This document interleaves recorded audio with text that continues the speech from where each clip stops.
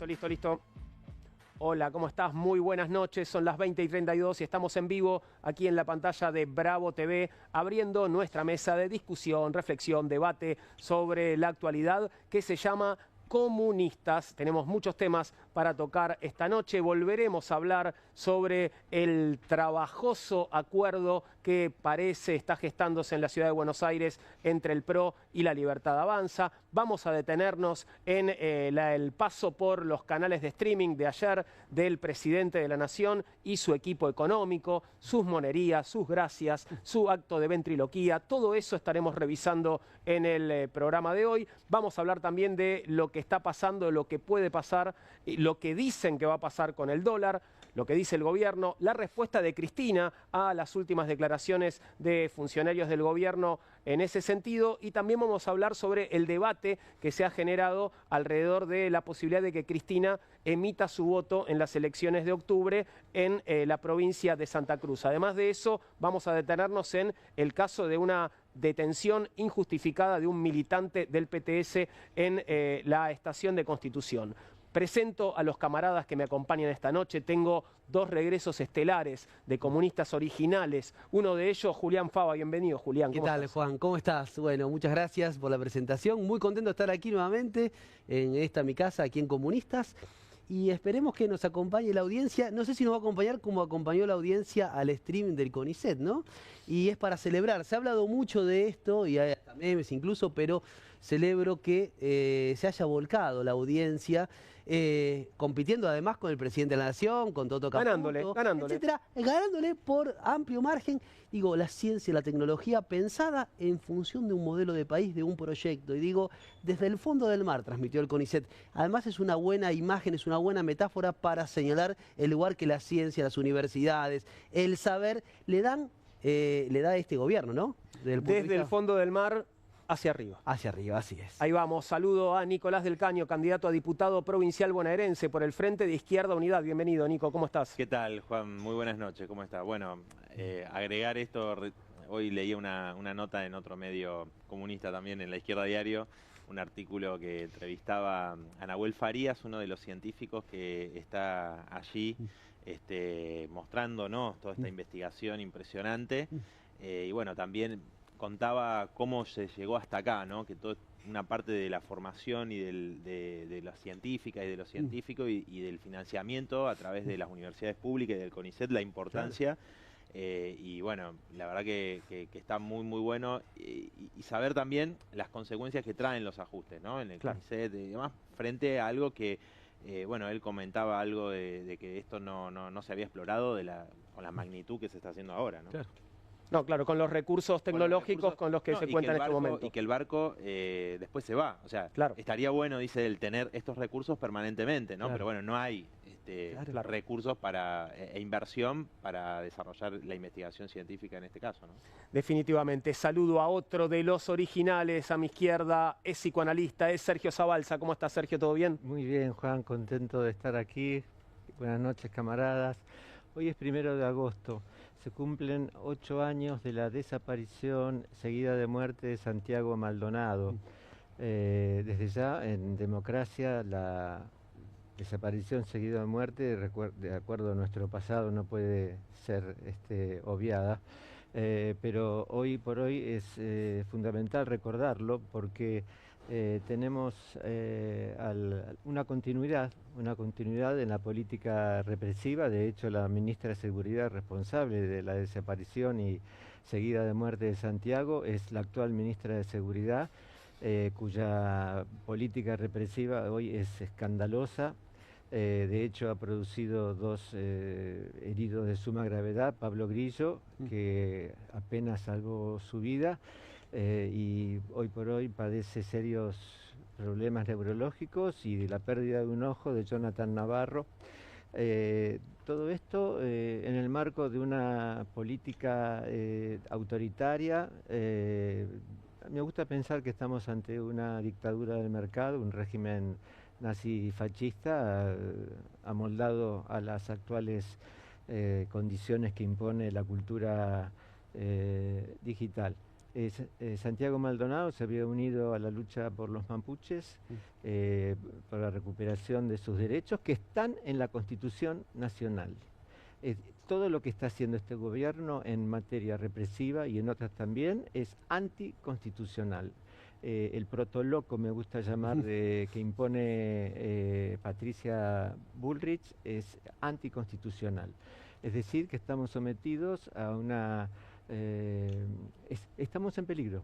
Los ciudadanos estamos en peligro. Esto que acaba de mencionar Juan respecto de un militante del PTS detenido, sí, porque sí. Es decir, que nosotros cada vez que vamos a una marcha o lo que fuere, corremos riesgo, no solo de que nos detengan, sino que además atenten con nuestra vida. Bueno, esto. Gracias, Sergio. Saludo a Pablo Zapulla, abogado, nuevamente con nosotros. Bienvenido, Pablo. ¿Cómo estás? Bien, Juan, muy bien. Muy contento de estar esta noche. Y bueno, con la tristeza en función de lo que planteaba Sergio, ¿no? Una semana en donde vuelve a incrementar la represión en la Argentina y en donde uno ve a los funcionarios de este gobierno jactándose de determinada situación que presumen graciosa, cuando el pueblo argentino sigue atravesando muchas dificultades, mucha tristeza.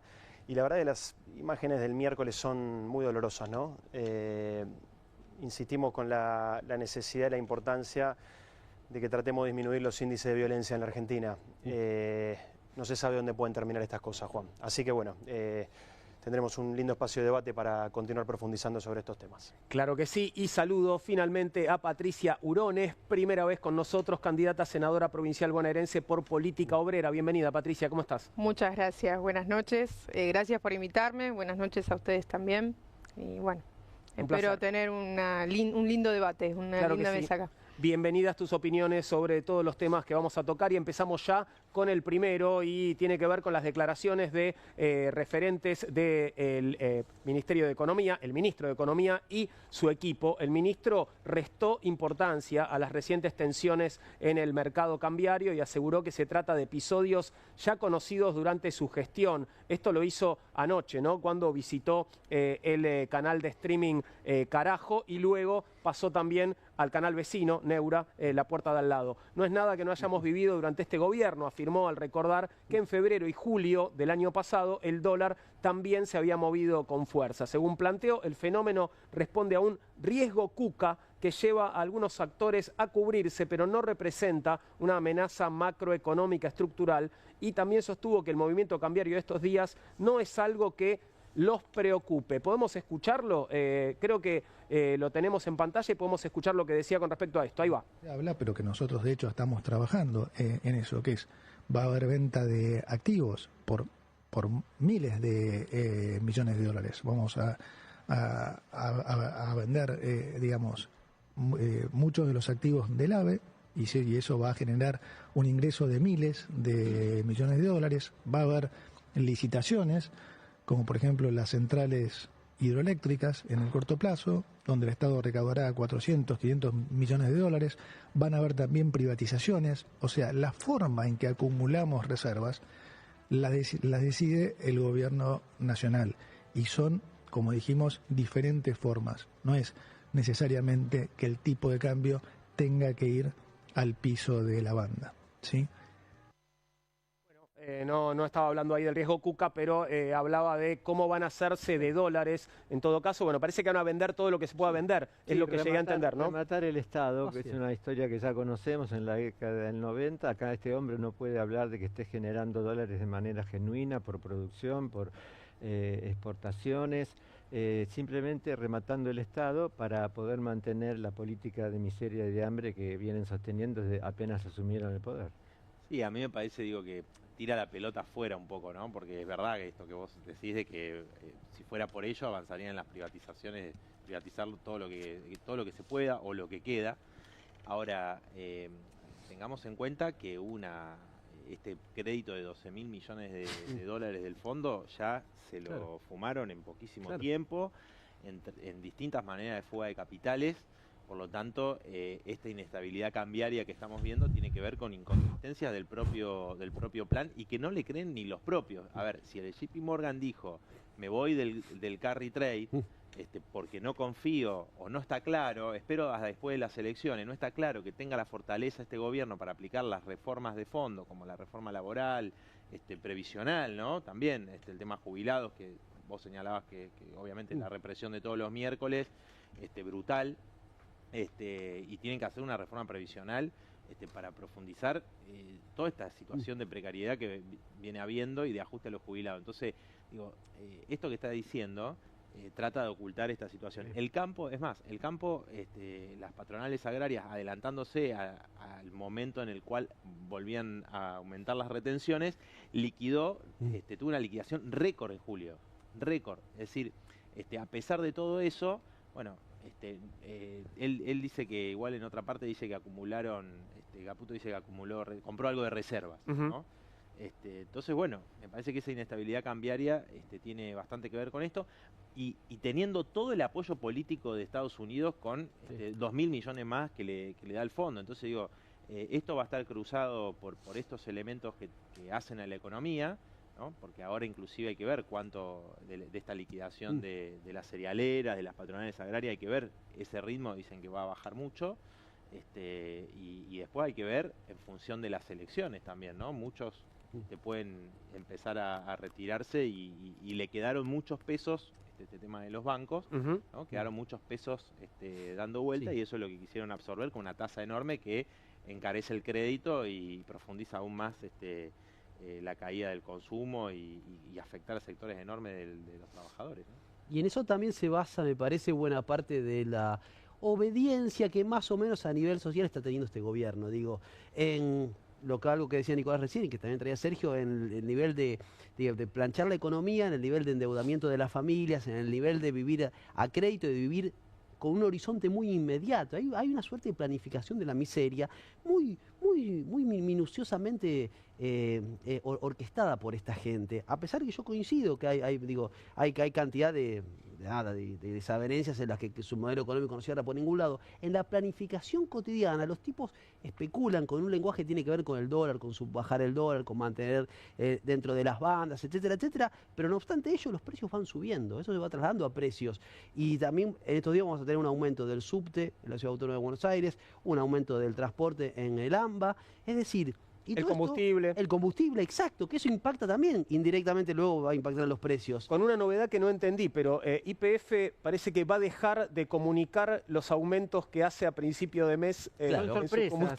No, se va a manejar no hace como... falta. Claro. Si cuando vas a cargar te vas a enterar. Te vas a enterar. Exacto. Y esto en un año electoral, digo, ya estamos viendo las elecciones, en un año en el que en general digamos, la gente, el pueblo, etcétera, como ustedes quieran llamarlo, le está dando la espalda al sistema político en general, y esto es bastante preocupante desde el punto de vista no solo del gobierno, sino también de la oposición, porque ahí se pregunta, yo lo digo del lado nacional y popular, puedo discutir con la izquierda, ¿cuál es la alternativa a este modelo? Si es que hay una alternativa consistente respecto de un gobierno que efectivamente tiene un plan de miseria, de planificación de la represión, etcétera, ¿no?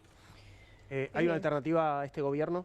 Sí, definitivamente. Lo que estaba pensando recién es que Caputo, con esta afirmación de que la suba del dólar es culpa de los Cuca, después Milei habló de Villarruel también, es el ocultamiento de la crisis financiera del Estado. El Tesoro no se puede financiar más. Nosotros decíamos hace 3 días atrás que con el fracaso de esta licitación de deuda del martes, al gobierno se le había caído la careta acerca de este relato del superávit fiscal. Porque finalmente, y esto han salido a decirlo ya varios economistas, no se puede hablar de un superávit fiscal cuando no se incluye en esas cuentas los pagos de intereses y capital de la deuda. Esto, por supuesto, es un relato que el gobierno hace de la boca para afuera, pero que ya su propia base social no la cree.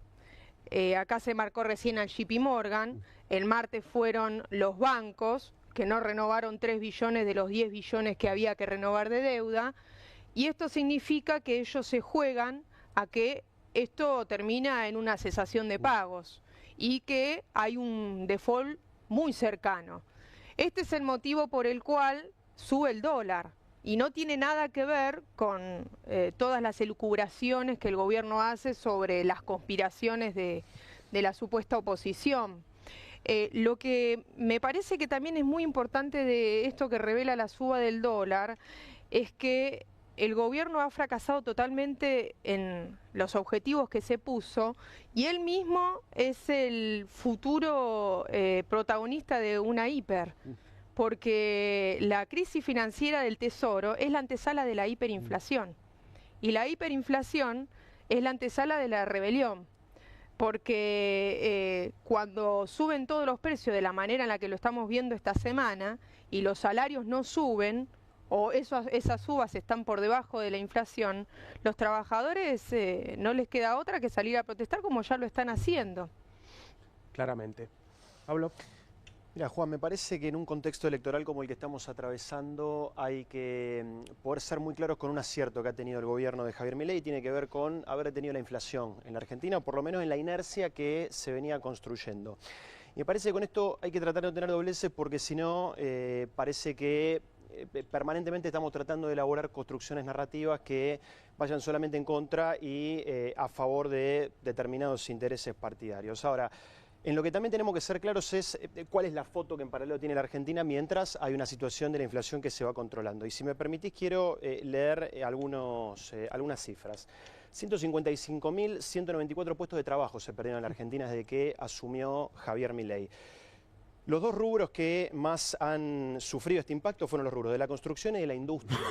59.110 puestos de trabajo, 32.455 respectivamente.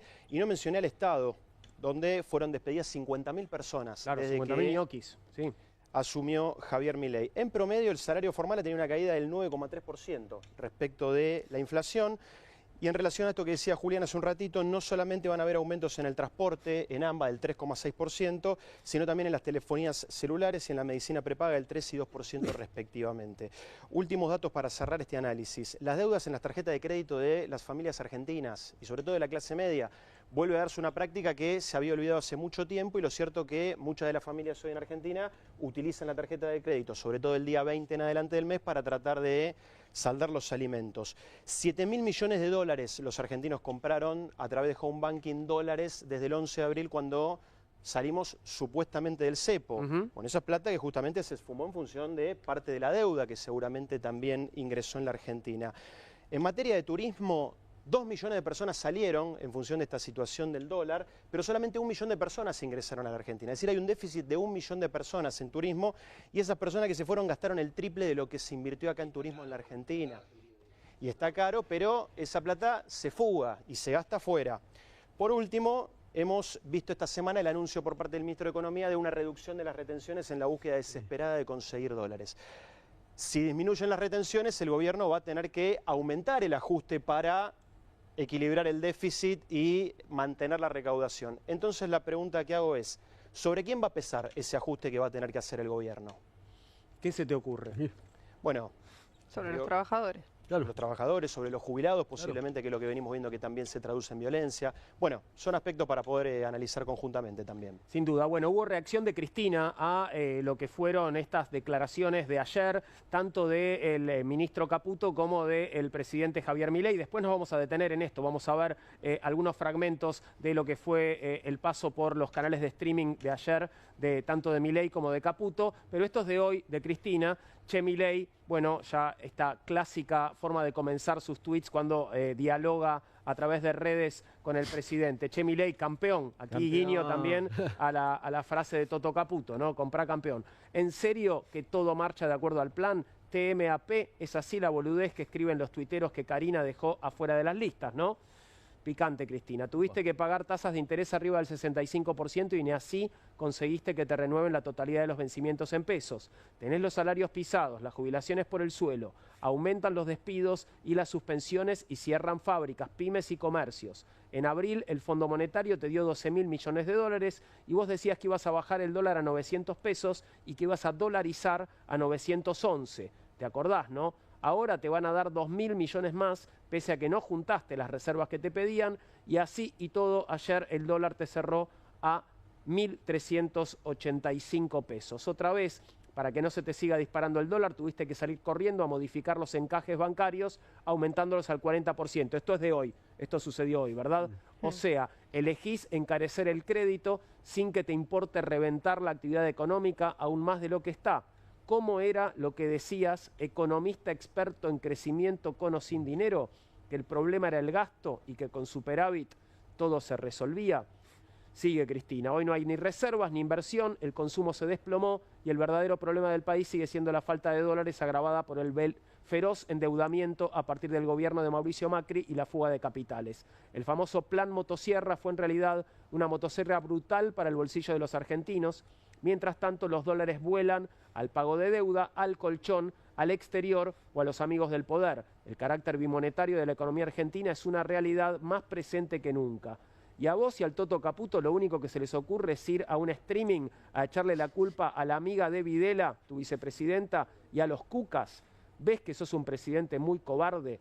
La verdad de la milanesa es que los que sí tienen un plan son el poder económico con su correlato mediático y las fuerzas del norte que para sostenerte, usarte como títere vende patria y continuar saqueando nuestro país a través de las finanzas y los recursos naturales, necesitaron meterme presa y proscribirme.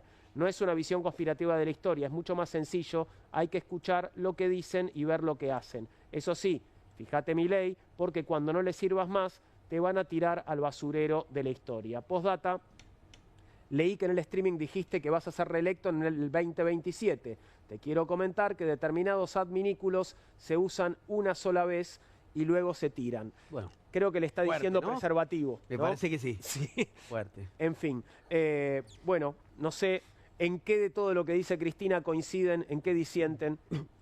Supongo que por aquí puedo tener más coincidencias. ¿Hay alguna disidencia? Entiendo Nicolás, por qué no la, Patricia. no la dejan votar, ¿no?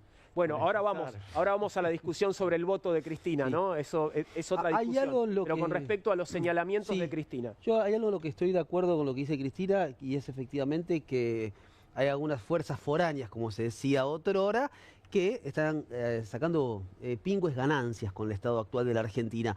Y no solo, no solo países, sino también, digamos, corporaciones. Y pienso y vuelvo al tema del CONICET y del streaming del CONICET a propósito de nuestro suelo marino, ¿no? Pienso que los recursos naturales hoy son en el mundo algo valioso, estratégico, etcétera, etcétera. Y dado el carácter de endeudamiento de la Argentina, dado lo que el ministro secretario de Hacienda, Caputo, dice, que la forma que tenemos de conseguir reservas, etcétera, etcétera, digo, si esto no frena a tiempo, vamos hacia una suerte de desmembramiento del cuerpo soberano de la Argentina. Digo desmembramiento, digo de atomización de la Argentina, y me imagino un panorama, y esto no puede sonar posapocalíptico, pero en donde cada provincia negocie, como ya lo hacen, sus recursos naturales libremente y que en algún momento haya una liga de gobernadores de Cuyo, haya una liga de gobernadores de la Patagonia, y lo que conocemos hoy como Argentina en 20 años no exista más, digamos. Y eso está Se detrás rompe la confederación. se rompe la confederación, se rompe la soberanía política, la soberanía territorial, la capacidad de decidir sobre los recursos naturales, que hoy también está en crisis. Digamos, pensando de acá a 20 años, ¿qué Argentina nos imaginamos de acá a 20 años? ¿No? Yo a mí si me dan a elegir, o si me pone esa opción, yo efectivamente sí diría una Argentina no como la que conocemos hoy. Quizás no una Argentina como la que conocemos, sino un conjunto de bloques regionales supeditados a poderes exteriores.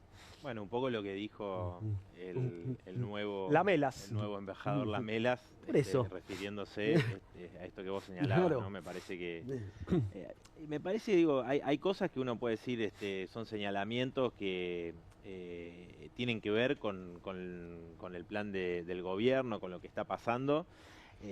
Ahora, retomando esto, me parece que hay que pensar. Hay un elemento muy importante que hace no solamente este gobierno, sino a algo que tiene una historia en Argentina, que es la deuda externa, la relación con el Fondo Monetario Internacional, el capital financiero internacional, el sometimiento, la dependencia.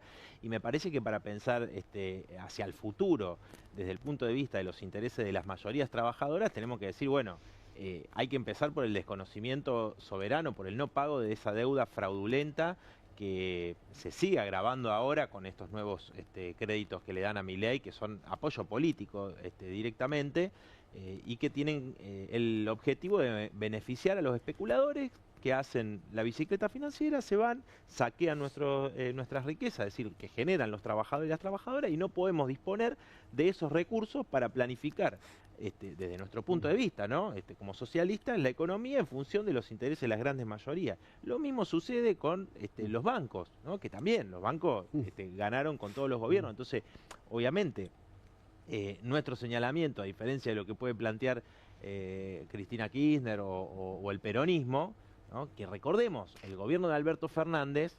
y Martín Guzmán y demás reconoce la deuda de Macri, ¿no? Que fue denunciada por ellos mismos, inclusive en la justicia, ¿no? Entonces digo, ahí hay un problema. En plena pandemia, además, ¿no? En plena pandemia, cuando vos tenías, podríamos decir, la excusa, el argumento para decir, ante una situación excepcional como esta, medidas excepcionales para garantizar todo lo que tiene que ver con la cuestión sanitaria en ese momento, y obviamente no se podía circular, bueno, un montón de recursos. Entonces me parece importantísimo discutir las medidas, o al menos a grandes trazos, a grandes rasgos, que habría que tomar de fondo, ¿no? Porque, es decir, ahora eso no es que va a ser de un día para el otro, sino que tiene que ver con una organización, con una movilización popular, que creo que es hacia donde tienen que ir las trabajadoras y los trabajadores que hoy vemos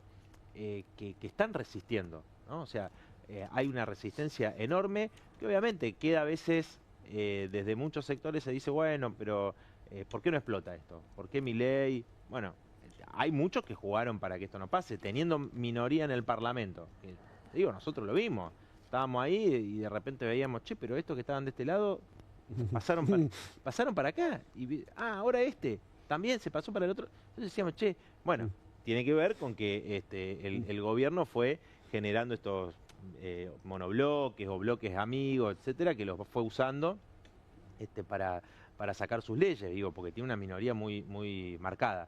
Y lo mismo los dirigentes sindicales, ¿no? Entonces me parece que hay toda esa fuerza, toda esa resistencia a apuntar hacia un plan, me parece, empezando por esta cuestión, ¿no? Después, obviamente, tiene que ver con cómo establecer una banca estatal única, terminar con estos negociados y demás. Me parece muy importante poner por lo menos en discusión lo que vos señalabas, me parece muy bien. Agrego el tema de las fuerzas del norte que señala Cristina, porque la intromisión de Estados Unidos en los asuntos de otros países es inédito. Amenazar a Brasil, como está haciendo Trump en estos momentos, es escandaloso, no se puede creer, cuesta creerlo.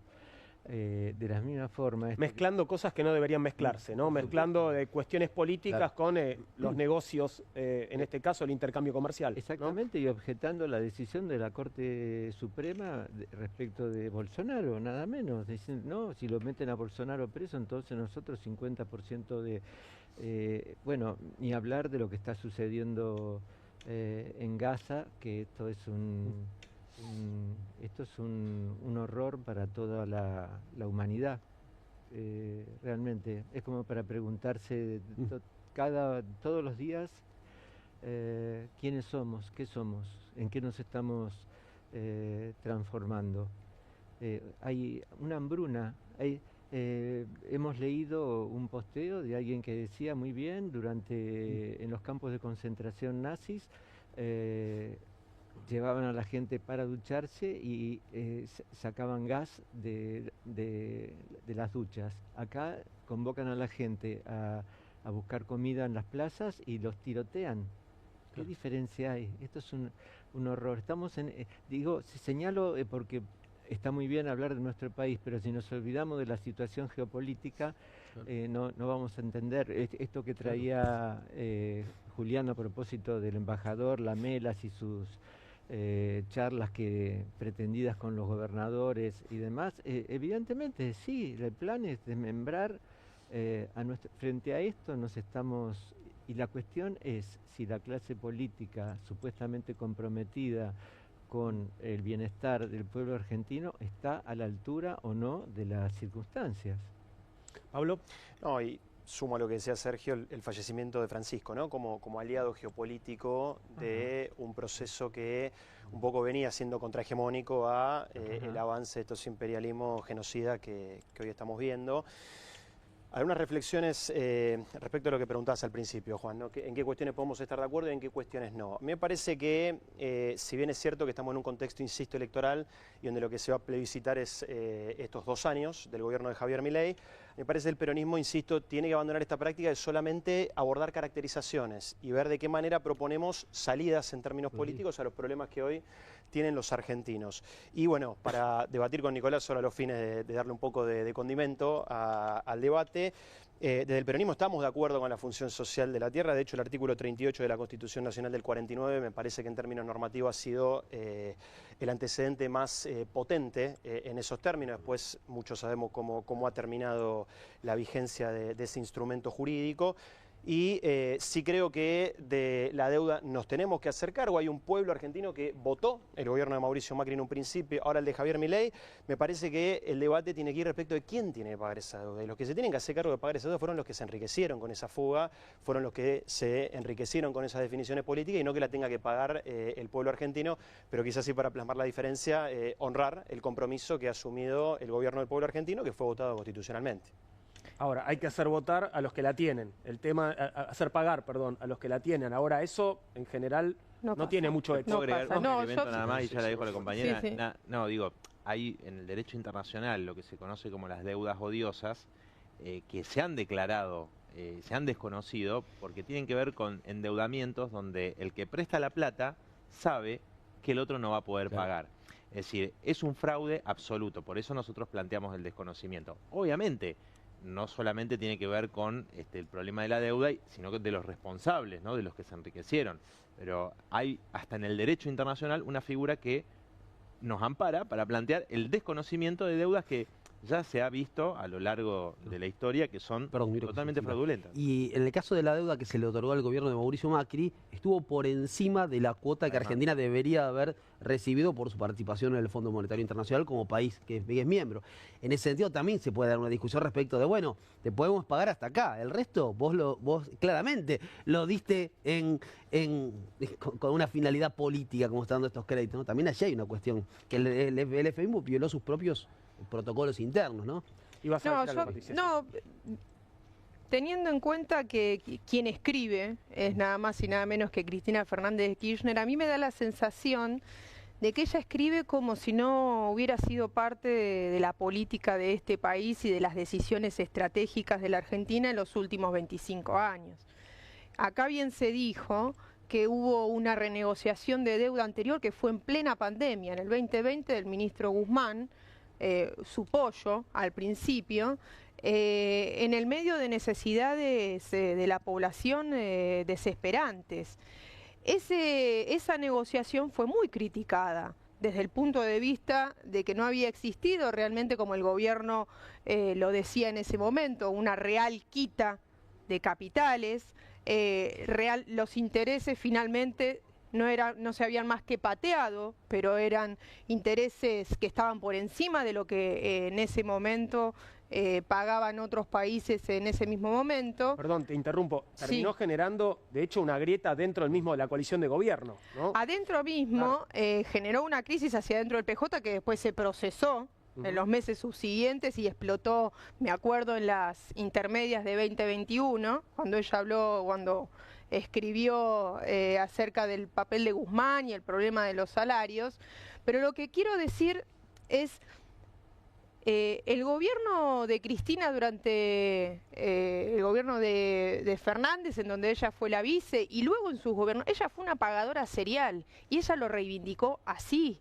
Yo pago serialmente la deuda, y antes del 2015 reivindicaba que ella había pagado más de 70.000 millones de dólares de deuda. Y durante los gobiernos de ella, la mecánica de pago de la cancelación de la deuda con el FMI fue muy nociva, porque una parte de esa cancelación fue quitando dinero de la caja del ANSES, es decir, que ella cambió de acreedor, o su gobierno cambió de acreedor, y pasó de deberle a los acreedores extranjeros a deberle a instituciones y organismos nacionales. Ese es uno de los factores por los cuales el ANSES llegó a la crisis que tiene hoy.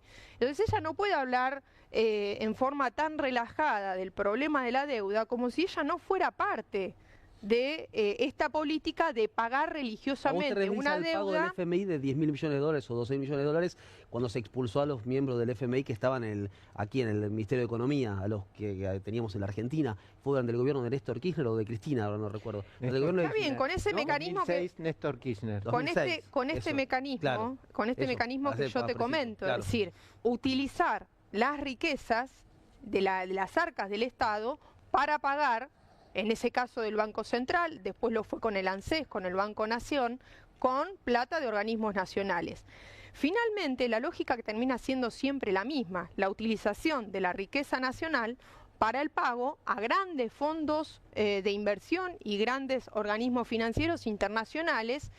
Y hoy, nosotros que estamos en medio de la campaña en la provincia de Buenos Aires, cuando uno recorre la infraestructura en los barrios, la infraestructura del transporte, de las escuelas, de los hospitales, que no son algo del último año, aunque el presidente actual le haya puesto el broche de oro, ve que hay un abandono de la inversión que desde hace décadas viene. Nosotros con respecto al tema de la deuda hacemos un planteo que acá no lo escuché. Nosotros planteamos que la deuda hay que desconocerla. Planteamos el no pago de la deuda. Pero lo dijo Nicolás, ¿o no? ¿Es Sí, distinto de lo que dijo Nicolás? No lo escuché decirlo, pero el no pago de la deuda, no investigación, no, el no pago de la deuda no se paga y la riqueza nacional que el país genera tiene que ir a cubrir las necesidades inaplazables de los trabajadores, el salario de los estatales, el salario de los privados, las redes sanitarias, la descontaminación de los ríos de la provincia de Buenos Aires y en todos aquellos lugares en donde sea necesario, los barrios. Hay un problema de vivienda espectacular en la provincia de Buenos Aires que se refleja con el aumento sin antecedentes de los alquileres. Entonces, esos recursos tienen que ser puestos al servicio de los trabajadores. Y esto creo que es algo que yo reivindico de mi fuerza política y de la izquierda, porque así como los empresarios dicen que ellos quieren una reforma laboral, porque el costo laboral para ellos es demasiado alto, nosotros los trabajadores tenemos que decir lo que nosotros queremos. Ustedes quieren reforma laboral, bajar salario, bajar jubilaciones, nosotros dejamos de pagar, entendemos que hay que dejar de pagar la deuda y hay que volcar esos recursos para el desarrollo y el progreso de la sociedad. Qué pulseada, ¿no? Es una pulseada importante, es una apuesta política. Es la alternativa que nosotros entendemos que en este descalabro financiero es la única que va a llevar en un rumbo positivo a nuestra sociedad.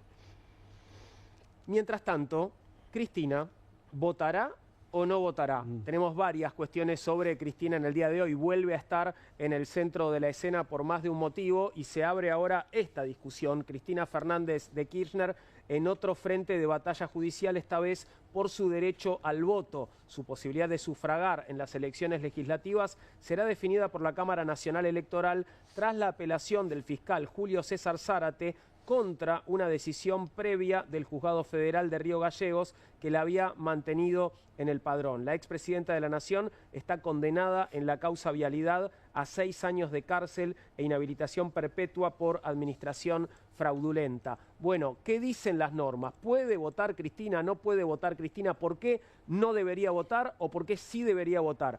Tenemos un abogado en la mesa, ¿me lo puede explicar, por favor, Pablo Zapulla? Mira, Juan, el fundamento jurídico de quienes plantean que Cristina no estaría habilitada a votar se ampara en el Código Penal. Vamos a verlo, tenemos un fragmento del Código Penal que justamente es el que aludiría a la situación de Cristina. Exacto. Artículo 12. La reclusión y la prisión por más de 3 años, sería el caso de Cristina, ¿verdad? Sí. Llevan como inherente la inhabilitación absoluta por el tiempo de la condena, la que podrá durar hasta 3 años más, si así lo resuelve el tribunal, de acuerdo con la índole del delito. Importan además la privación, mientras dure la pena, de la patria potestad, de la administración de los bienes y del derecho de disponer de ellos por actos entre vivos. El penado quedará sujeto a la curatela establecida por el Código Civil para los incapaces. Acá no estamos hablando todavía del derecho al voto. Por eso, sentencia firme, más de 3 años, me parece que es la síntesis respecto de ese artículo 12 que dialoga de manera articulada con el 19, inciso 2. Muy bien, la inhabilitación absoluta, que es el caso de Cristina, ¿sí? Exacto. Importa Primero, la privación del empleo o cargo público que ejercía el penado, aunque provenga de elección popular. Segundo, la privación del derecho electoral. Esto aparece así en el Código Penal. Exacto, actualmente como está vigente, lo cierto es que hay dos fallos o cuyos antecedentes en verdad de alguna manera declararon la inconstitucionalidad de estos dos artículos. Se trata del fallo Zelaya y del fallo Horaci. Ambos son del año 2022 y establecieron, en primer lugar, esto que decía hace un ratito, la inconstitucionalidad de estos dos artículos del Código Penal. ¿Por qué son inconstitucionales eso? ¿Por qué serían eso? Perdón. Porque hay estándares internacionales, precisamente de la Corte Interamericana de Derechos Humanos, los cuales establecen que el derecho al voto tiene mayor legitimidad y constitucionalidad que la imposibilidad de que eso suceda. Bien. Es decir, hay una preponderancia entre el derecho al voto como derecho que se valoriza en detrimento de lo que dice el Código Penal argentino en este caso. Correcto. Y hay un segundo elemento para tener en cuenta respecto de lo que determinan estos fallos, y es que el Congreso Nacional debería, en el corto plazo, regular sobre esta materia, y la Corte Suprema de Justicia de la Nación lo que dice es que son Cámara de Diputados y Cámara de Senadores quienes tienen a través de una ley que establecer un criterio uniforme respecto a qué pasa en estos casos. Bien, tenemos algo del Código Electoral también para revisar, ¿no? No sé si tiene que ver con esto, quiénes están excluidos del padrón electoral, los dementes declarados tales en juicio, bueno, y después los condenados por delitos dolosos a pena privativa de la libertad y por sentencia ejecutoriada por el término de la condena. O sea que, según el Código Electoral, según este inciso, el último, esto también excluiría a Cristina de la votación. Exacto, esto también tiene vigencia, y quiero retomar una cuestión que recién mencionabas, Juan, cuando presentabas el tema, y es que el fiscal de Santa Cruz apeló ante la Cámara Nacional Electoral, que es ahora quien tiene que resolver sobre ese pronunciamiento. Con lo cual, la Cámara Nacional Electoral puede sujetarse a los antecedentes de la Corte Suprema de Justicia que decíamos recién, que es lo que estableció la primera instancia, o generar un pronunciamiento en contrario, lo cual va a obligar a que Cristina Fernández de Kirchner tenga que apelar ante la Corte Suprema de Justicia de la Nación para tratar de generar un planteo favorable a su derecho al voto. Ahora, todo esto tiene que pasar relativamente rápido porque las elecciones son en octubre, ¿no? Estamos más allá, digamos, de el peso simbólico de Cristina, por supuesto, estamos hablando de un voto, digamos. La elección no va a cambiar vote o no vote Cristina, ¿no? Estamos discutiendo sobre si debería tener derecho a votar Cristina, sí o no. Claro. Yo, Juan, o sea, esto lo veo como parte de la misma intromisión del Poder Judicial que proscribió a Cristina Fernández de Kirchner, digamos. Me parece que eso, digo, más allá de los debates legales, ¿no? Constitucionales, me parece que tiene que ver con esa misma disputa donde la justicia intervino directamente para proscribir con la Corte Suprema. 3 personas diciendo vos no podés ser candidata y prohibiendo a un sector del electorado que quería votarla, en particular en la tercera sección electoral donde ella se postuló, o al menos afirmó que se iba a postular. Entonces me parece que tiene que ver un poco con esto, ¿no? Y sigue desde el gobierno, ciertos medios de comunicación, tratando de darle mucho aire a este tema, ¿no? Para tratar de buscar esa polarización de los sectores anti-kirchneristas, ¿no? Es decir, bueno, y es más, el gobierno cada vez, en este proceso electoral, cada vez más recurre a la cuestión hacia los desencantados con Milei, digo, porque estábamos viendo antes que decía lo que decía Cristina Kirchner, o lo que había dicho Caputo. Milei dijo que el dólar iba a ir a 600 pesos, como iba a caer como un piano, o sea, iba a dolarizar, montones de cosas que, digo, la gente hoy está pasando, la gente trabajadora, un mal momento. Y votó con bronca quizás a Milei, con lo que había hecho el peronismo, y hoy está desencantada. Lo encontramos en la campaña, en distintos lugares, en cada pelea. Uno también, por ejemplo, en muchos sectores de la salud o de la discapacidad, que nos encontramos en las grandes movilizaciones frente al Congreso, que votaron en el balotaje, votaron a Milei, ¿no? Porque, bueno, yo entonces digo, con esto termino, digo, entonces me parece que el gobierno está usándolo como una herramienta, ¿no?, electoral para buscar esa polarización frente a ese descontento. Y me parece, en ese sentido, importante, digo, marcar que la justicia ya avanzó en esta proscripción, y que lo que, al menos nosotros, rechazando la proscripción, porque nos parece que refuerza el autoritarismo del gobierno y de todo un régimen, me parece que lo importante es discutir justamente cuáles son los proyectos políticos de cada sector, no proscribir y dejar fuera de la elección a Cristina. Este debate sobre la eventual votación de Cristina no puede desarrollarse si no tenemos en cuenta que es una persona que el 1 de septiembre del 2022 fue víctima de un intento de magnicidio.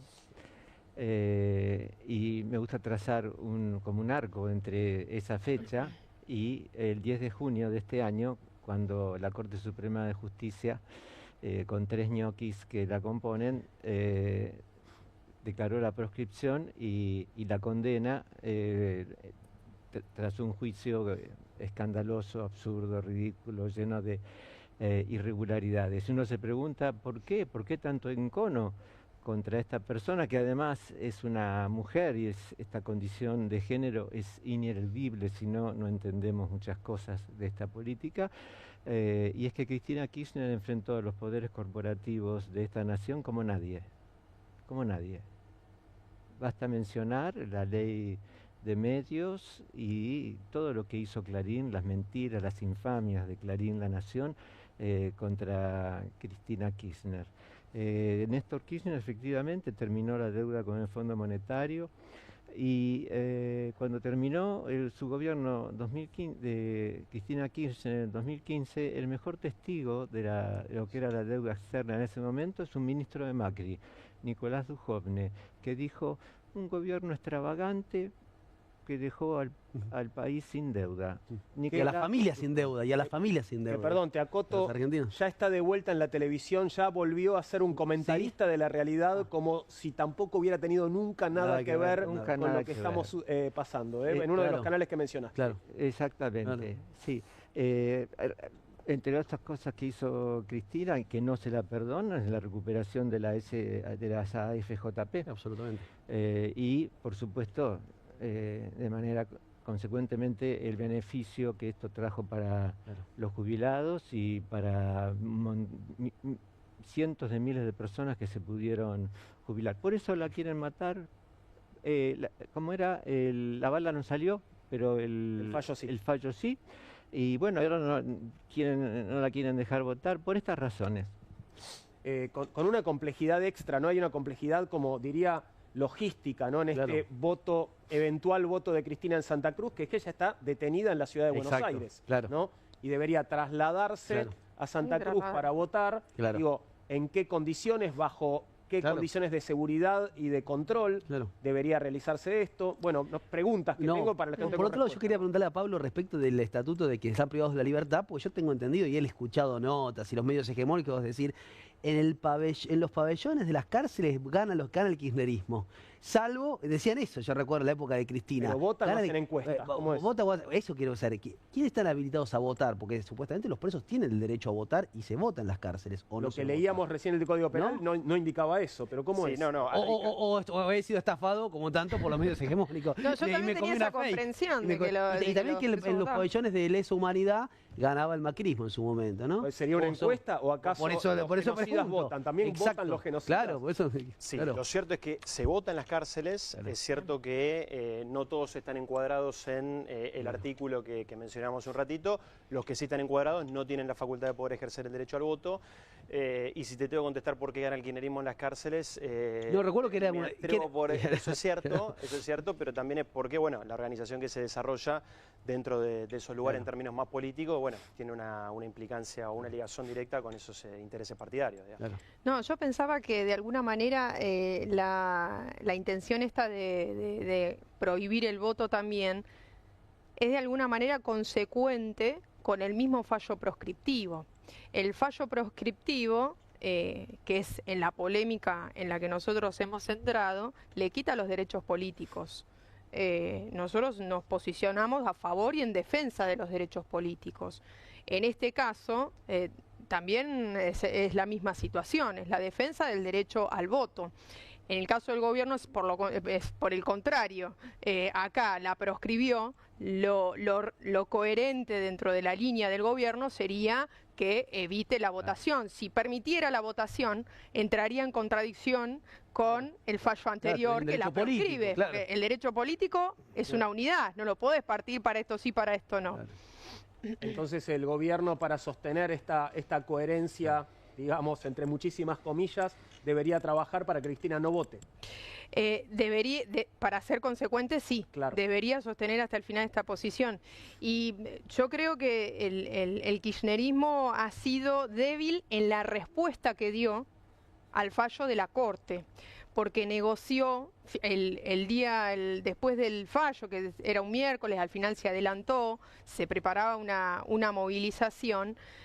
Finalmente, entre el domingo, el lunes y el martes, la discusión pasaba por dónde Cristina estaba, si estaba en una prisión o estaba en una casa. Y no se discutía la derrota política del fallo, es decir, la derrota política de la Corte. Ese titubeo, en ese momento, lo debilita ahora también para enfrentar el tema del voto.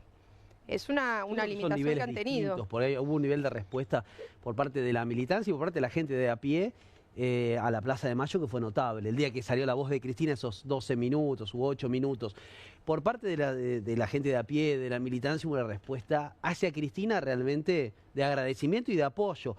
Por parte de la dirigencia, sí, coincido que hay una fractura al interior del peronismo y que la venimos evidenciando hasta la ahora proscripción de Cristina y el encarcelamiento ahora con este fallo de la Corte, en el que parece ser que se subsanó eso, pero por arriba, ¿no? Digamos, ¿no? No, coincido en el criterio de entender de manera unificada la cuestión de los derechos políticos y electorales.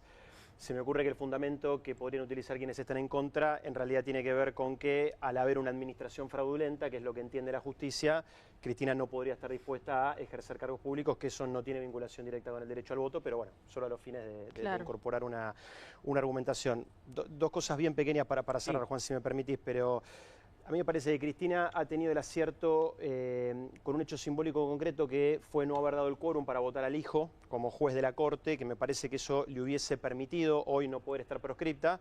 Sin embargo, creo que Cristina se mantuvo firme en lo que ella entiende son sus convicciones y eso le cuesta hoy la proscripción y el estar detenida. Y después, con respecto a la militancia, me parece que hay un proceso en materia de resistencia que durante muchos años no se vio expuesto a prácticas que tendrían que ir en ese sentido, pero que paulatinamente, si esta resistencia y el ajuste de mi ley se profundiza en todo el campo popular, eso se va a ir perfeccionando paulatinamente, ¿no? Vamos a hacer una pequeña pausa. Después de la pausa, estamos todavía en vacaciones de invierno, así que chicos, chicas, ¿quieren ver al presidente ventrílocuo? Sí, por supuesto. Bueno, lo vas a ver en unos minutos nada más. El presidente ventrílocuo pasa también por Bravo TV y por Comunistas, por supuesto, con todos sus amiguitos. Vamos a una pausa.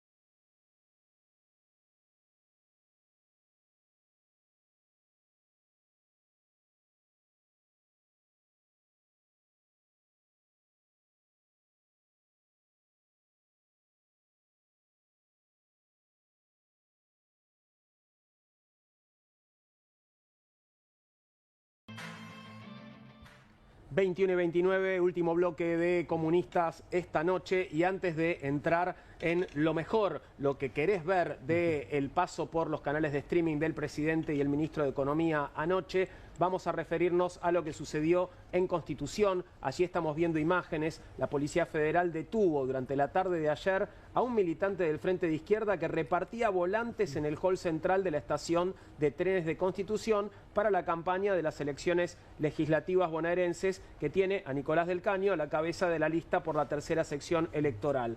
2 horas después de la detención, el militante fue liberado sin explicaciones por parte de las fuerzas de seguridad ni el ministerio a cargo de Patricia Bullrich. Ya estamos acostumbrados a detenciones arbitrarias y delirantes, ¿no? Pero ¿qué pasó ayer, Nico? No, mirá, nuestros compañeros están haciendo una agitación con las propuestas de nuestra lista para la elección, y fueron directamente la Policía Federal, que está ahí, algunos de la seguridad, fueron a decirles que no podían estar ahí, que los iban a sacar. Entonces este compañero Fede los empezó a filmar diciéndole que no podían hacer eso. Entonces fueron, lo agarraron a él, se lo llevaron 3 horas a un puesto que tiene ahí la Federal, le pidieron antecedentes, lo maltrataron. Bueno, rápidamente los abogados intervinieron, lo tuvieron que soltar porque evidentemente no tenían nada, digamos, en contra, lo cual ya te muestra un nivel de autoritarismo. El día anterior habían molido a palos otra vez a los jubilados, a las jubiladas que se movilizan los miércoles.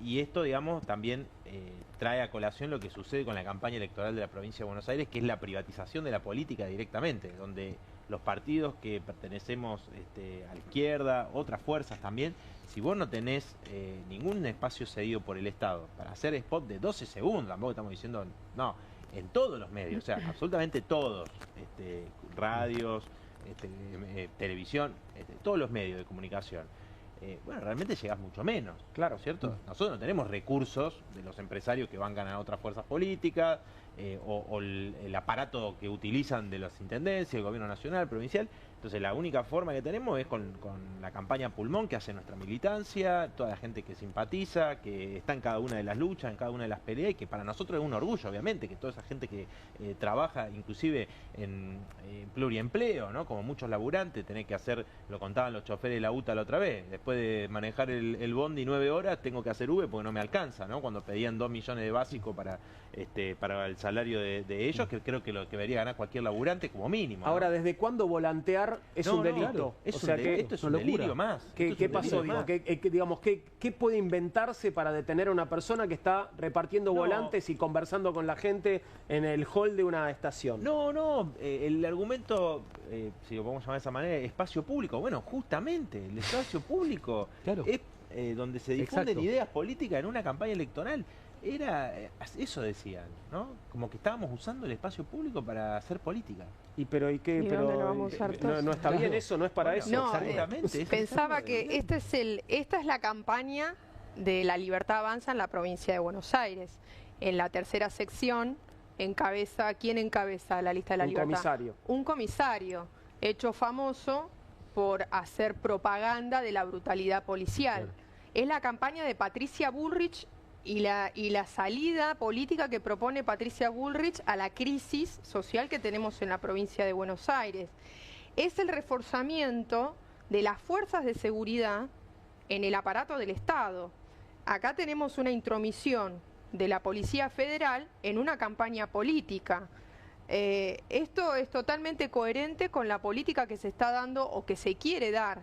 La Libertad Avanza en la provincia de Buenos Aires es un anuncio de cómo ellos piensan actuar si gobernaran, es decir, por medio de la represión en los barrios, a la juventud que se organiza políticamente, es decir, ellos van a gobernar con la bota y van a surfear con la fuerza de seguridad la crisis de la provincia de Buenos Aires. Esta noticia me hace acordar que durante el gobierno Cambiemita, porque hay toda una continuidad, por eso ahora se sacaron la careta y están en La Libertad Avanza los de Juntos por el Cambio, una pareja, 2 mujeres, una mujer estaba besando a su novia, una policía le dijo que pare, no le hizo caso porque no le voy a dar un beso a mi novia, la detuvieron, la imputaron, la condenaron a 1 año de prisión Es decir, la continuidad que hay entre el gobierno de Macri, y por eso están ahora en La Libertad Avanza. Esto es dictadura. Esto que pasó esto es dictadura. Alguien repartiendo volantes lo detienen. Sí, y la pregunta también es hasta dónde esto que están haciendo, que están llevando adelante, tiene votos o tiene un grado de aceptación en cierta parte de la sociedad, ¿no? Porque hace poco también recuerdo, en la estación Constitución, creo, o en Retiro, una de las dos estaciones, una entrevista de un cronista de un canal, ¿no? Creo que era C5N o un canal de estos, le preguntaba acerca de qué le parece la represión. Y una persona que pasaba ahí, y no sé, no está tan mal. Depende, vos reprimirías y depende cuánto me paguen, dijo la persona que era entrevistada frente a las cámaras de televisión. Digo, cuando se habla de naturalización de la violencia, de la crueldad, de todas estas cuestiones de ejercicios de la violencia verbales que pasan al plano de los hechos, también hay un grado de aceptación en la sociedad, y eso me parece lo más alarmante. Porque si hablamos de espacio público, hacen lo mismo con los testigos de Jehová, con otras fuerzas políticas, con las personas que están en una plaza profesando una fe y también repartiendo un volante, etcétera. No estoy llamando a hacer eso, ¿no? Acá estamos muy seleccionados. Van a la izquierda, a una fuerza política, ¿no? Igual, déjame decirte, coincido que alguien los apoya ahora en este tipo de cosas. Igualmente la gente que votó o puede tener algún apoyo al gobierno, por lo que él decía antes de que la inflación obviamente es menor que antes, pero con las consecuencias que está pagando el pueblo, ¿no? Porque digamos, también muchas veces decimos en el cementerio tampoco hay inflación, ¿no? Porque claro. Ahora, fíjate que con el tema de los jubilados, tanto por la represión como el reclamo de recomposición de los saberes, vos lees cualquier encuesta, hasta las que hacen ellos, y el 85% de la población, y entre ellos obviamente están los votantes de Milei, opinan que hay que darle algún aumento a los jubilados y rechazan la represión a los jubilados. Te digo, yo voy todos los miércoles. Esto lo hizo la policía de la ciudad.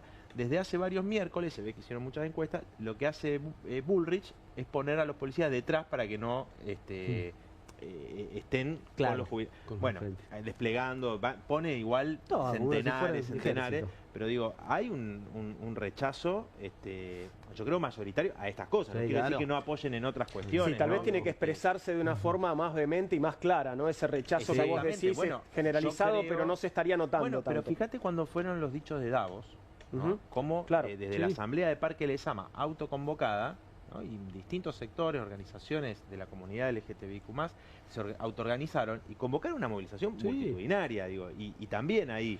Entonces, no quiero decir con esto que no hay nadie que lo apoye, digo que también a veces esa expresión de rechazo, ¿no?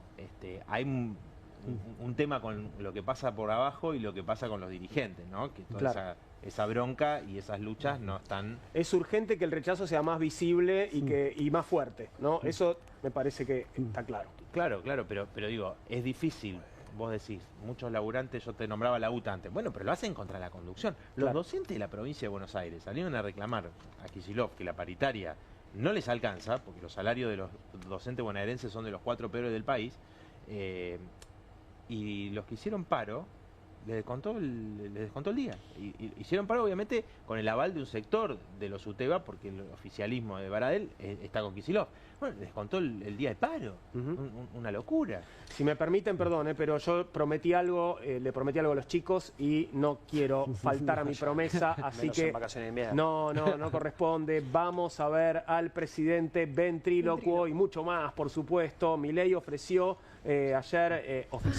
de ventrílocuo con un muñeco llamado Termín, al que hizo repetir lecciones de economía libertaria sin mover la boca, entre definiciones de inflación y ataques al keynesianismo, al que caracterizó como una doctrina para políticos corruptos. El presidente terminó ofreciendo un show político en clave de stand-up, en realidad de sit-down, ¿no? Porque está sentado neoliberal, con Fantino como testigo y como claque, podríamos decir también. Vamos a ver un poco de este momento de el humor del Jabo. A ver. El liberalismo es el respeto irrestricto del proyecto de vida del prójimo, basado en el principio de no agresión y en defensa del derecho a la vida, la libertad y la propiedad. Ahí va. Me encanta. Si querés sigo. Es el termo de Miller. ¿Qué es la inflación? Termín se llama. Termín. La inflación es la pérdida de poder adquisitivo del dinero, generado por un exceso de oferta de dinero, ya sea o porque subió la oferta o porque cayó la demanda o las dos cosas a la vez. ¿Qué pensás de la teoría general del empleo y de Keynes? Es un pasquín escrito para...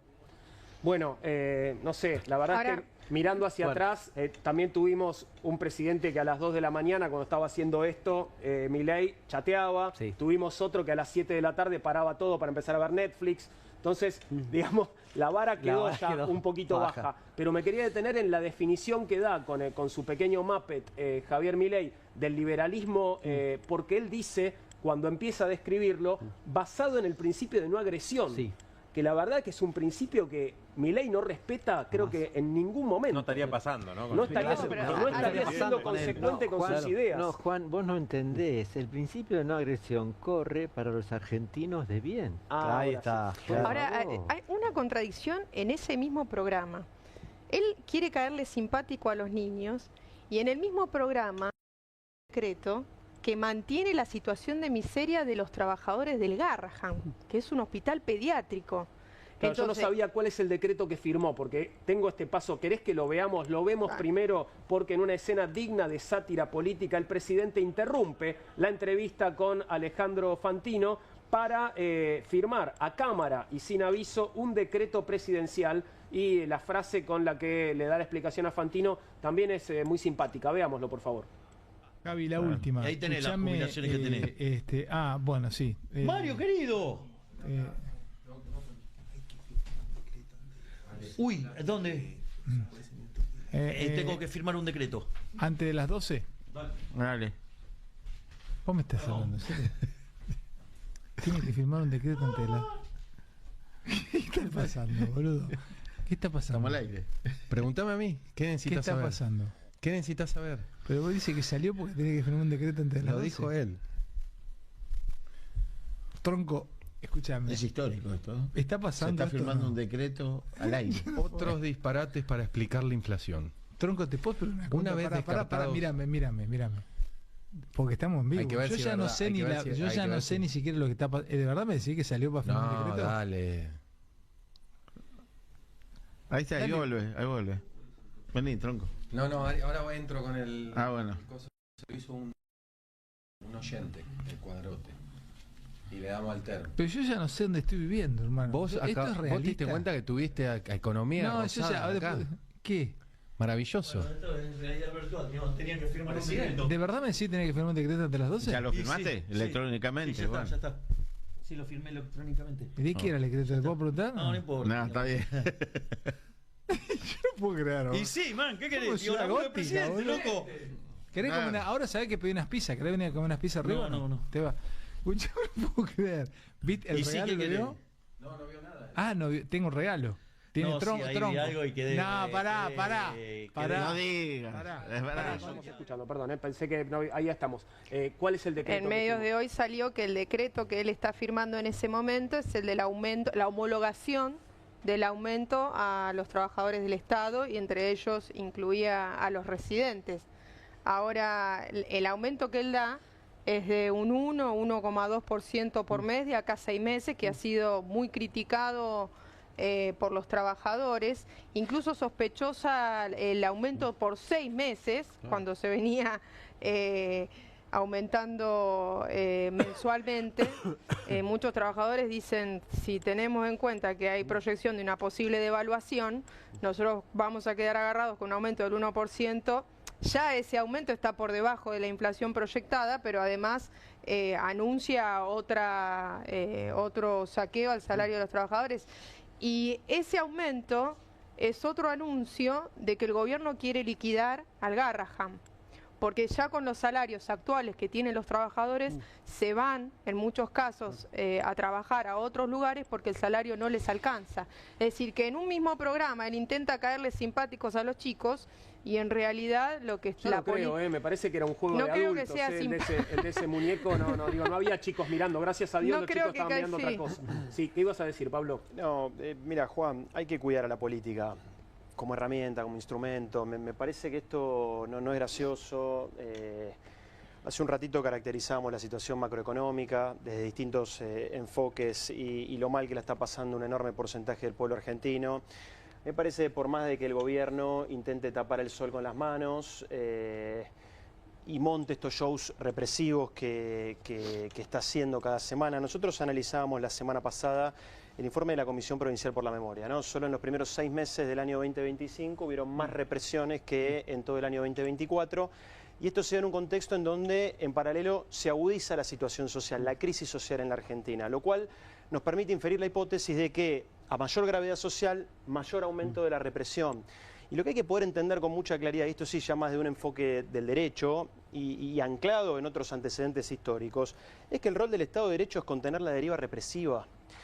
Si el Estado de Derecho no tiene un control político sobre la fuerza de seguridad, esto termina en cualquier lado. Claro. Termina con secuestros, termina con muertes, termina con detenciones. Recién Sergio decía el caso de... Ya hubo algunos ya hubo antecedentes. Ya hubo antecedentes y cierro con esto. Recién Sergio hablaba del caso de Jonathan Navarro. Me toca ser su abogado, por eso aclaro antes de hacer un comentario en esos términos. Estoy subjetivado respecto al comentario que voy a hacer. Pero le disparan a 5 metros de distancia cuando se da la orden de desalojo, cuando 3 minutos antes le disparan a Pablo Grillo de una manera brutal, pérdida de masa encefálica. La cuestión de los cucas que repasamos al principio con el tuit de Caputo, el militante preso del Frente de Izquierda. Hay una legitimidad que empieza a tratar de generar sobre las masas sociales este gobierno, y lo que siempre hay que recordar es que cuando Hitler asume, a los 8 años los campos de concentración empiezan a funcionar de manera precisa. Entonces hay un proceso de legitimación que hoy no sabemos si va o no a poder concretarse en la Argentina. Bueno, nuestro rol me parece poder abrir los ojos, no tomarse esto con gracia y poder advertir para tratar de evitar a tiempo esta deriva represiva en la Argentina. Sí, coincido absolutamente con lo que dice Pablo, y además el nivel de, yo no había visto esto, pero el nivel de desprecio hacia la política, hacia los trabajadores, no sabía que era como dice la compañera, no sabía que estaba firmando el decreto de aumento de los trabajadores del Garrahan.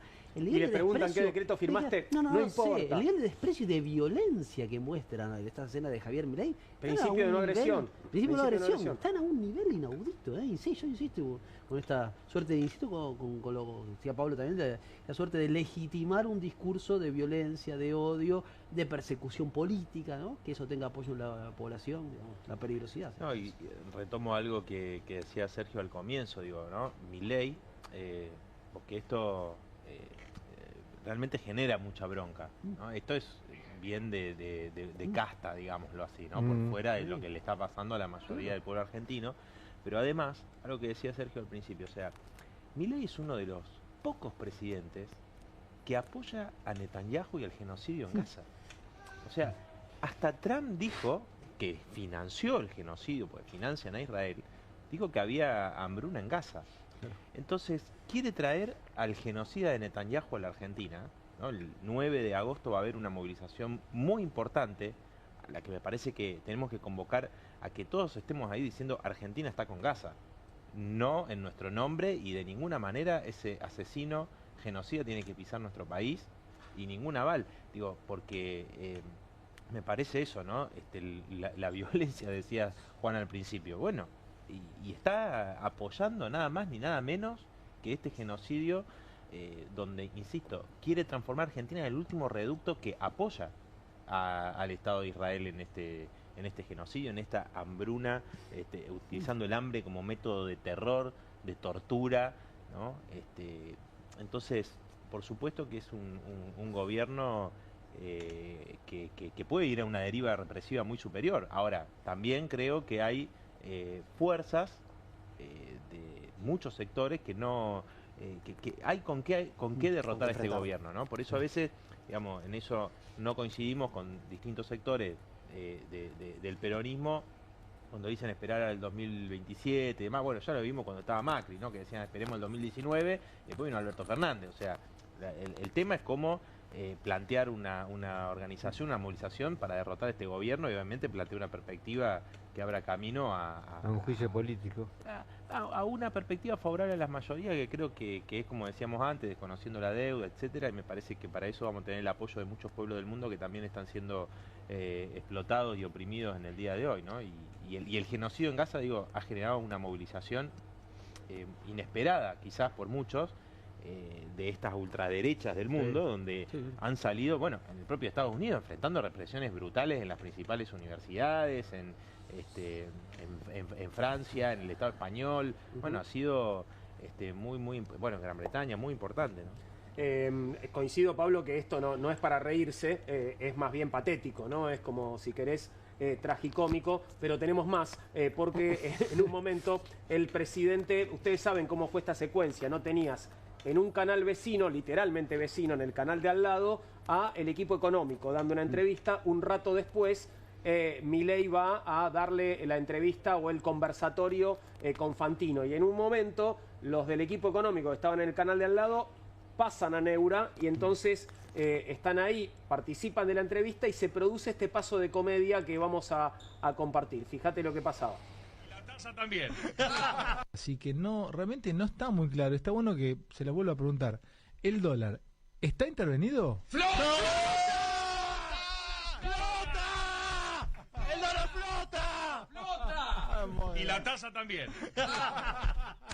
Bueno, le falta una parte a este fragmento que acabamos de ver, porque antes de que Fantino haga esta pregunta, lo guionan a Fantino como armando el chiste, ¿no? Claro. Le dicen, no, vos tenés que preguntar esto, pero preguntalo de verdad en serio, y bueno, y ahí es que responden de la manera que lo hicieron. Es un fragmento incompleto. Todo salió al aire, no estoy contándote nada que no haya salido al aire, pero me parece que para entender esta especie de pretendido chiste había que verlo con esa parte anterior en la que le cuentan a Fantino lo que tiene que hacer, y Fantino realmente lo actúa muy bien, actúa muy bien la pregunta que le pedían que interpretara. ¿Quieren ver un poquito más? Tenemos a Milei explicando la corrida cambiaria con la figura de Villarruel, ¿no? La traidora, fíjate.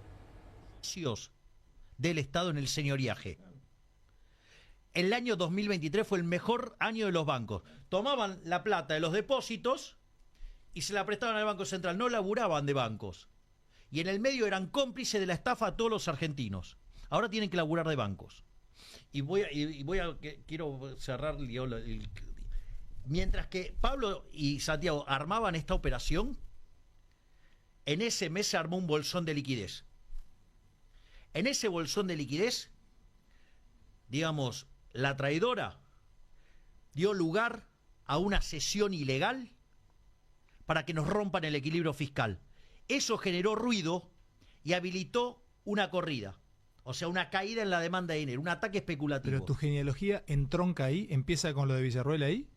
El ataque lo hacen cuando estamos mudando el balance del banco. Bueno, la responsabilidad en este caso de la traidora de Villarruel por dar lugar, dice Milei, a una cesión ilegal. No fue una cesión ilegal. No, para nada, para nada. No, bueno, esto es lo que nos tiene acostumbrados. Nosotros lo vimos también en la Cámara de Diputados, a Martín Menem, en un momento cuando había quórum en una sesión, dijo, bueno, pasó el tiempo, no hay quórum, se levantó, se fue. O sea, directamente cuando, bueno, el caso de Cuader, cuando no tenés los votos, bueno, viene la coima, ¿no? Y me parece que esto, obviamente, es la interna, digamos, que tienen con Villarruel, etcétera, que me parece también en algunos sectores como que embellecen bastante, ¿no? a Villarruel, como que puede ser una alternativa ante una crisis, que se puede dar en cualquier momento del gobierno de Milei, como un gobierno de transición. Lo he escuchado hasta Guillermo Moreno decir sí, claro. Creo que es el que más lo dice. Sí. ¿No? Bueno, pero digo, me parece que esto claramente son cosas que no tienen que ver con la resolución de la crisis que está atravesando el país. Por eso digo, es patear la pelota afuera, buscar responsables. Bueno, el kirchnerismo es el otro, Villarruel, ¿no? Y eso de la cesión ilegal, había una mayoría, pero de sobra, ¿no? Estuvo muy clara la votación que se dio, más allá de lo que nosotros podemos decir de que son los gobernadores hacen oportunismo permanentemente, pues son los que le votaron todo, ¿no? Bueno, en esta misma conversación el presidente aseguró que dentro de 2 años va a ser reelecto. Sí. Así que, en todo caso, sepan que esto nos da más tiempo para seguir con comunistas. Así que aquí nos seguiremos viendo en el 2027 si eso sucede. Va a decir Camaradas, que le encontremos el lado bueno. Ojalá, claro, hay que buscar el lado bueno. Gracias por haber compartido la mesa esta noche, les agradezco y espero verlos nuevamente aquí. Y vamos ahora ya a despedirnos. En unos minutos estoy saludando a Pablo Caruso porque comienza QR en Bravo TV. Ya llega, muchas gracias.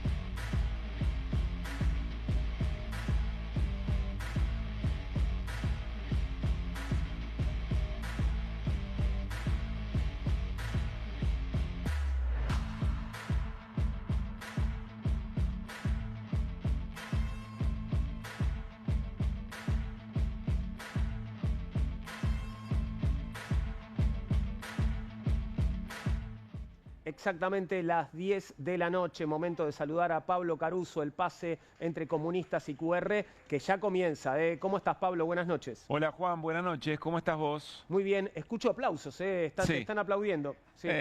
La popular está tremenda, por el pase, el pase. Hay platea infantil, Sí. Quiero decir que es un viernes de vacaciones de invierno para Así la es. noche de Bravo TV, ¿no? Bueno, y a vos te llega tu viernes, y muy merecido que lo tenés, Juan. Claro que sí, también vos, Pablo, también vos, bueno, disfrutando del humor presidencial, recién sobre el final del programa, con el muñequito, con el títer, el Muppet, y con algo que te llamó la atención y un dato clave, ¿no?, que hay sobre uno de los momentos del streaming de Milei de ayer. Vos sabés que hoy nos lo contó Luis Pablo Giniger, compañero en la radio, y es un dato que se nos había escapado, o por lo menos, no sé si entre tanta cosa nos habíamos preguntado, che, pero ¿qué decreto fue a firmar Milei cuando se le hacían las 12 antes de que algo se convierta en calabaza y tiene que salir rápidamente del stream con Fantino? Y la verdad es que me parece que no se difundió lo suficiente de lo que acabas de contar o que contaste hace un rato, que era lo que efectivamente estaba firmando. No sé si querés ver otra vez la escena y después lo contamos o al revés, elegí vos. Manejá el drama. ¿Lo vemos primero? Bueno, Lo vemos primero. A ver. ¿Viste? Eso le encanta. Javi, la última. Y ahí tenés las Escuchame, jubilaciones que tenés. Bueno, sí. Mario, querido. Uy, ¿dónde? Tengo que firmar un decreto. ¿Antes de las 12? Dale. Vos me estás hablando, ¿en serio? Tiene que firmar un decreto antes de las... ¿Qué está pasando, boludo? ¿Qué está pasando? Estamos al aire.